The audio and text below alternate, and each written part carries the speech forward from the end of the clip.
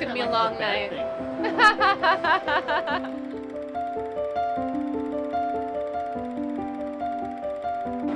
don't have to. We have enough people.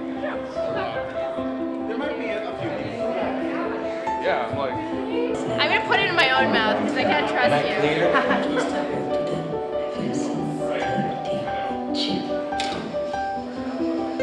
It's done. The first ones totally look like cider. It's like masturbation. It's always right on when you do it yourself. Right? Right? Ladies, Twisted Twins.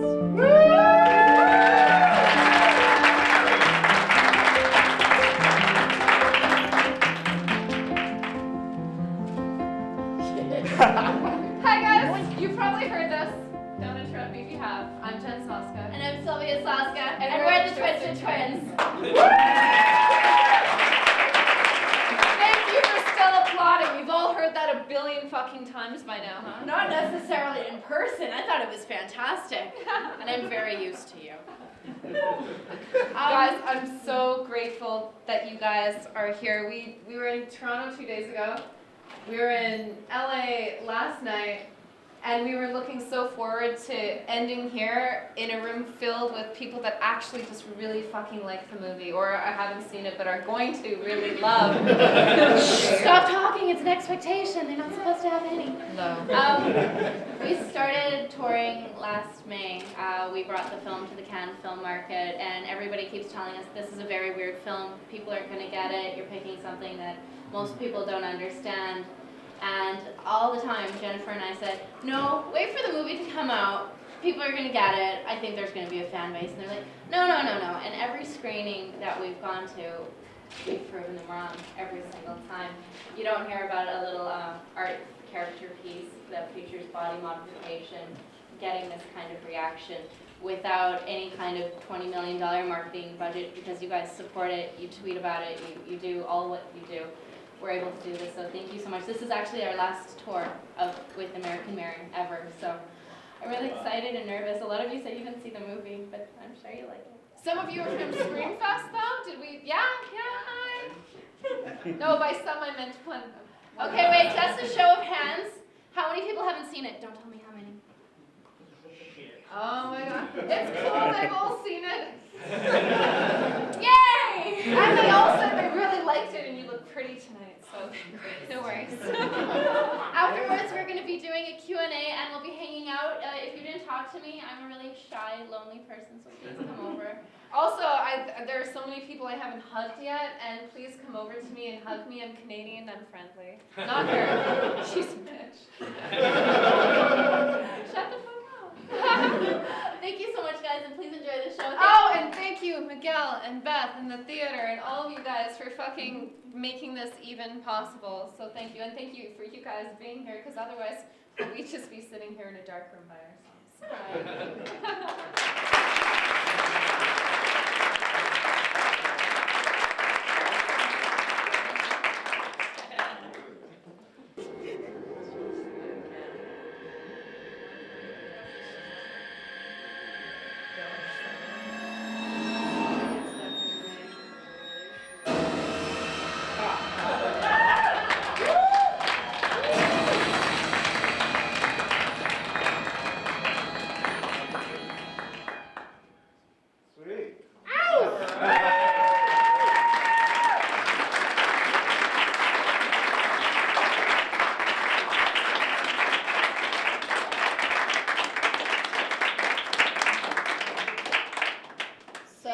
What'd you all think? All of you are still here, so good. You guys, thank you. Okay, this is why I wanted to bring this film here. Because it's amazing, and it wouldn't show in a mainstream theater here in San Diego, so I'm very happy that the Digital Gym offered us this opportunity to show their film.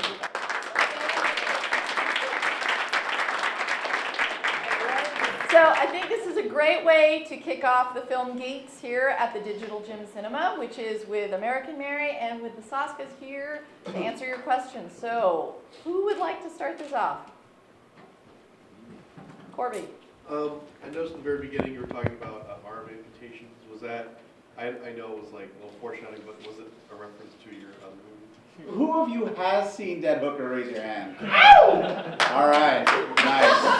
Oh, it's Dead Hooker in a Trunk for the 5 of you that haven't seen it.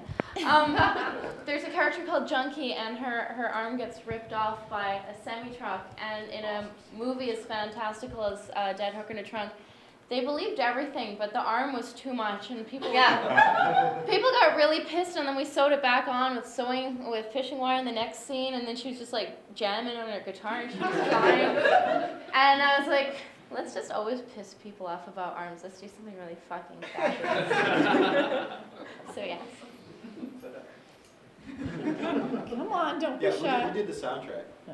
Our composer was Peter Allen, but for those of you that saw Dead Hooker in a Trunk, Fake Shark, Real Zombies, Kevin Mental came back, and he did a lot of the songs. Loser, the strip fantasy thing, Want Your Body, the first time you see the Bourbon, the Go-Go, Jewelry, which was us hacking Dead Hooker in a Trunk, because we used that song there, and in our next one we're probably going to use that song again, because we think it's so funny. But yeah, largely Kevin Mental, and he's actually working on some tracks for Bob. Is it out on disc? No, there isn't, but we're going to release a Dead Hooker, American Mary, and Bob soundtrack with Kevin Mental and Fake Shark, Real Zombie. So Nice. And there was a question right here. It was more of a compliment. I wanted to say how neat it was that you were able to make this film without giving more weirdness or making the bad guy out of the body mod people or the non-body mod people without using the word normal or abnormal or whatever, you know. Because a lot of times the movies will want to go one way or the other, and it was neat that there was no real balance. There was balance. There was no bias, I guess is what I'm saying. That was really cool. thank you so much. When I first heard about body modification, it was through an April Fool's prank that involved 2 identical twin brothers that swapped limbs. This didn't happen, but I was silly and it was on the internet, so I thought it was true. One of them had his arm amputated and grafted onto his brother's chest plate, so we ended up with 3 arms. And then the other one had his ring finger removed and attached to his brother's solo remaining hand, and he had an elongated finger. And there's a photo diary, but what scared me the most was the love letter that accompanied it that said, if you're an identical twin, only then would you understand why we did this. And I've never been so scared before in my life. And my mom always said, if something scares you, learn about it, because if you're afraid of something, it's just a lack of education. So I told Jen and I became obsessed with body modification. We would go online, we would pretend we got procedures and things were infected or we were going to get different procedures, and it went on and on and on and on, and our fear turned to fascination, turned to admiration. Here was probably the most misunderstood group of people ever. And I thought, well, since I started totally ignorant and not understanding anything, and then now I'm the biggest fangirl ever, I was like, maybe we can make a film that gives other people that kind of experience. Maybe it's not going to change the world, because I've read some angry reviews, but at least it'll open a dialogue and make people think about something and see people in a way they probably didn't before. We also think good art should be interpretive, and you should be able to watch it and take something away. I think everybody watches American Mary, and there's something that they can relate to, whether it's like to Ruby Real Girl, or to Beatrice, or to Mary, or even to Lance. So we wanted people to be able to watch it and take their own whatever from it.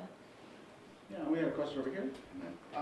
What do you think, topics like this are kind of like taboo, even though it's one of those things that's been going on in humanity for like centuries? Like, I don't know if you're aware, like, for example, like the Mayans used to do body modification on their heads and all that kind of stuff for certain reasons. Why do you think this particular topic is such I don't know, like, let's call it weird for some people?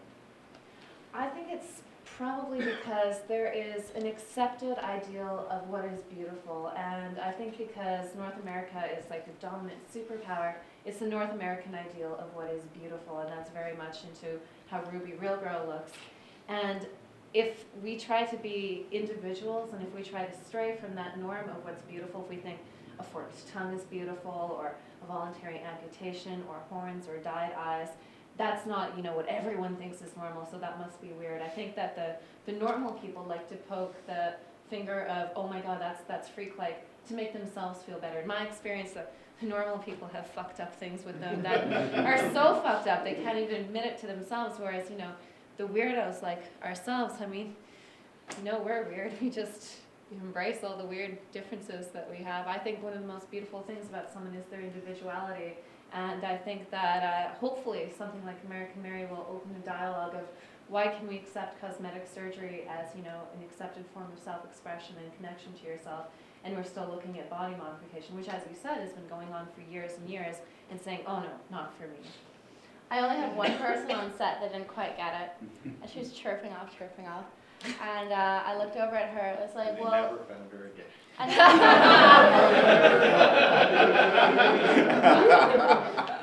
I said, well, you're aware that circumcision is the most popular form of body modification, right? And she stared at me, she's like, no. I was like, yes, it is. And she was like, oh, but I'm Jewish. I'm like, I know. Hey, sticking with that theme of, looking at the different perspectives of beauty, as you said, different African cultures. I know that a lot of the South African and in that area, also the Japanese and the Chinese, the binding of the feet. Yes. Have you guys ever thought of making a documentary of that type of thing throughout the world in history? I think that'd be a really cool idea. Honestly, any fucking excuse to go over to Japan in that area. It's been a long time dream of mine. You just but made the wheel in Sylvia's head. I didn't even think about that.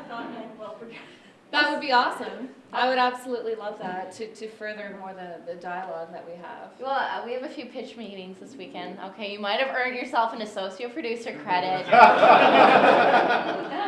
You can credit that as Bear's dad. Ideal subject as Bear's dad. When did you to discover that you were quote unquote different?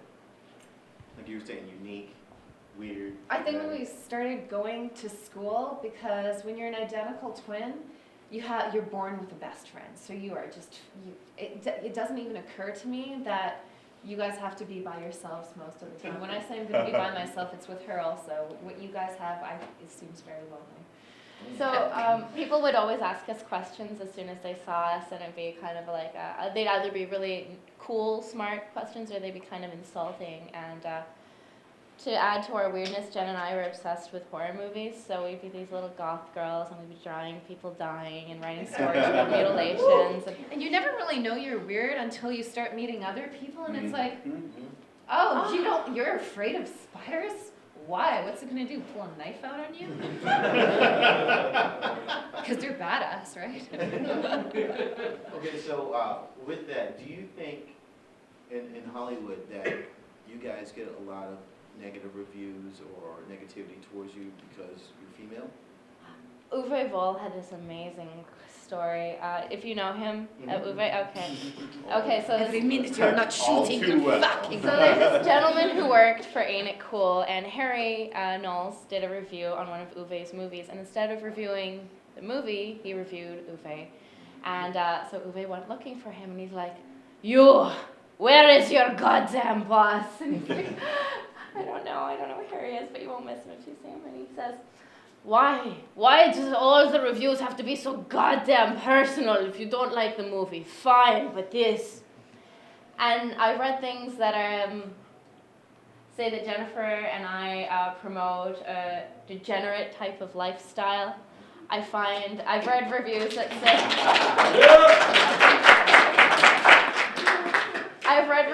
that say we always dress like whores. Only on occasion. I mean, not every day. Tasteless. I'm sure Woody Allen gets that all the time. Only from It's- his adopted daughter. I like you. It's kind of fucked up with women because it is always about your appearance first. Either you're fuckable or you're not fuckable. I mean, Seth MacFarlane, I mean, what were you expecting when you asked him to host the Oscars? But every comment was beautiful this and talented that for the men. And you know, even if I was in the unfuckable category, then I would get shit. If I am in the fuckable category, I get shit. And when I read those reviews, especially when it's related to a film like this, it kind of furthers my point that you just look at somebody and you judge them by their appearances, especially with everything that Mary goes through. I mean, I don't really give a shit what those people say, but fuck them. It's going to be something that we're going to have to put up with for the rest of our lives because there are just some douchebags in this world, and you know, hopefully they'll die, and oh, better yet, they won't get laid, so they won't have little douchebags. They'll die out. Doesn't a douchebag prevent that? From a dramatic and character standpoint, why do you think having Mary die at the end was the proper end to the story and her journey? Well, I was really scared that there would be a terrible, sequel and then another one where she appears in a fucking mirror, or she becomes a slasher, you know, that kind of shit. At that point, I feel she's already dead. There's nothing left for her to do. Go to LA, why? She doesn't give a fuck about anything anymore. Every chance she has to have any kind of relationship with somebody, it just blows up in her face, and by the end of it, she's so done with it. In the film, you hear Ave Maria 3 times. The first one is as an amateur version when she's suturing the turkey, which is supposed to show where, as a surgeon, what level she's at. The second time is when she's suturing up a ruby, and then that's more of an intermediate. The last one is with the Stradivarius, which is a master version where she is her own masterful last creation. You don't always get to choose how you live your life, but she'd be damned if she went out because some fucker showed up and stabbed her in her apartment. She ripped out his throat, sewed herself up, and was like, fuck it. We have a 3 here. It appeared to be a pretty big budget, and I wondered if you guys got a grant, and how are you able to do it? Bless your soul for saying it looked expensive.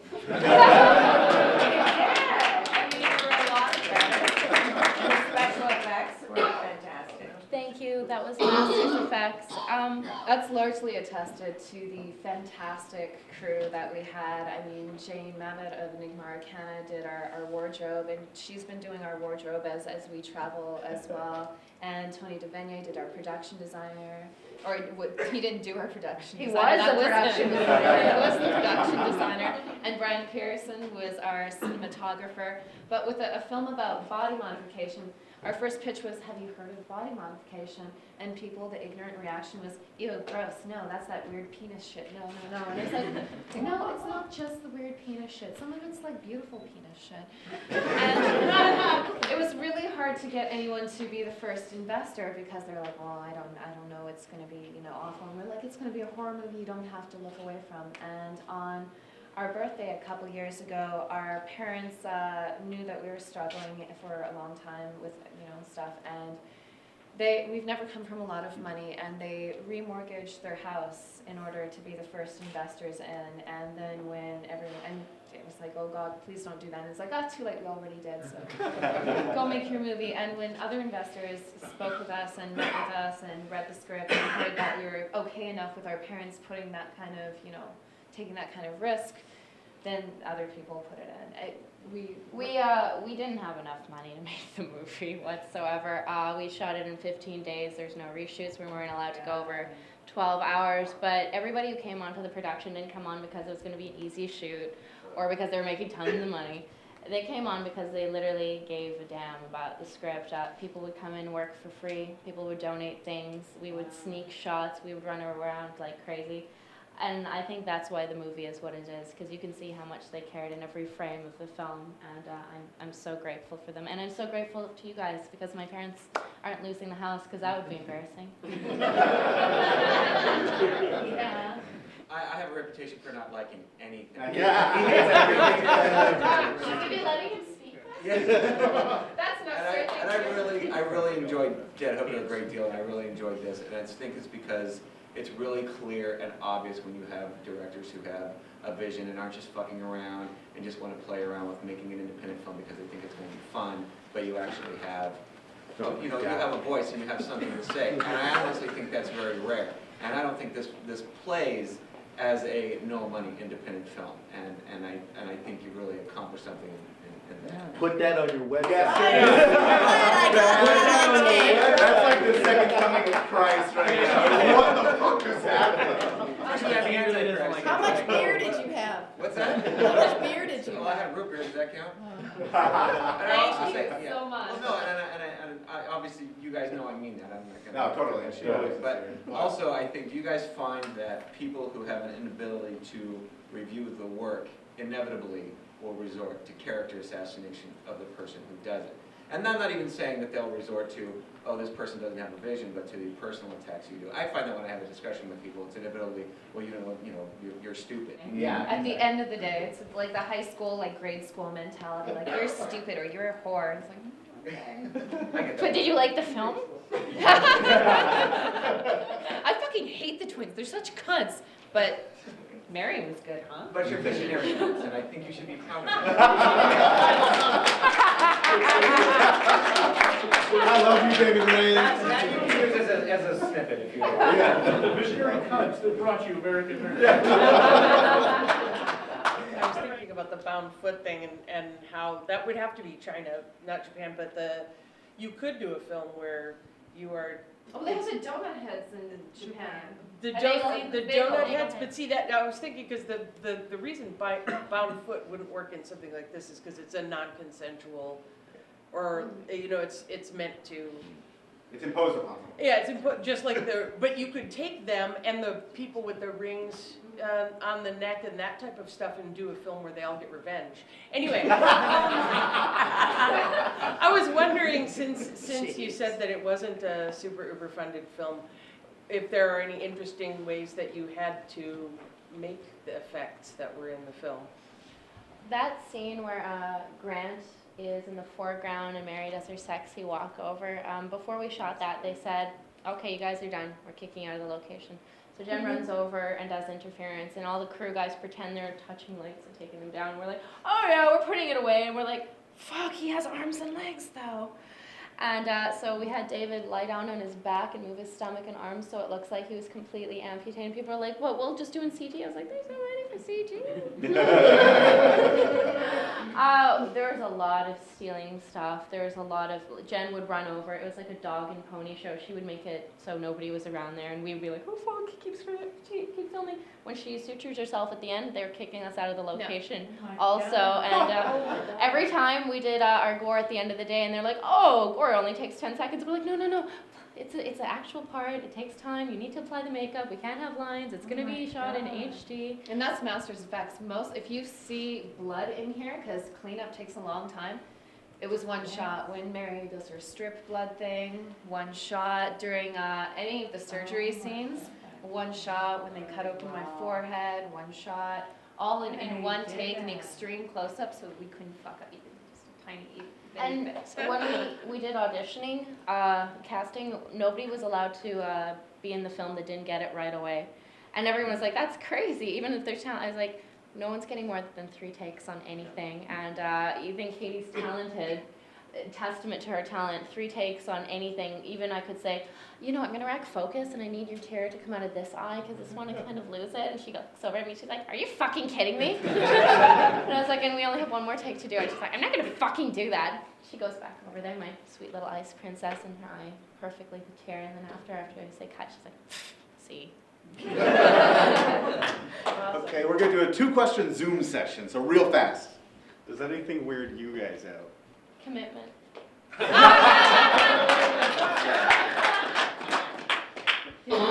Yeah, ditto. Or also, I hear your life changes when you have children, but I'm still at the way that it would be like Alien, of this something's inside of me and feeding off me, and I can't I can't have caffeine. It's hard enough to not have like Jack Daniels, but not having a fucking Red Bull. Or coloring your hair. Oh God, I would be a fucking nightmare. And then, bless her heart, I don't know what she was trying to tell us. One of our girlfriends came over to us, and she's like, just so you know, because she just gave birth, she's like, if you want to know the real story of what happens down there, talk to me. I was like, Oh.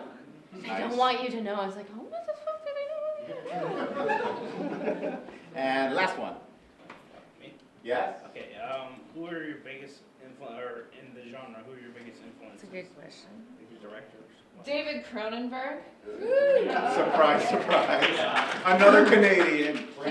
He's fucking phenomenal, and you know I think his weirdness and his films, his films are either loved or hated, but you don't really feel lukewarm about seeing any of his films, and they kind of escape definition, as you might have guessed. We're not really into labels, so people say this is a drama, this is a comedy, it's a romance, it's a horror. Yeah, it's all of those things. It's like people and art. It's all very interpretive.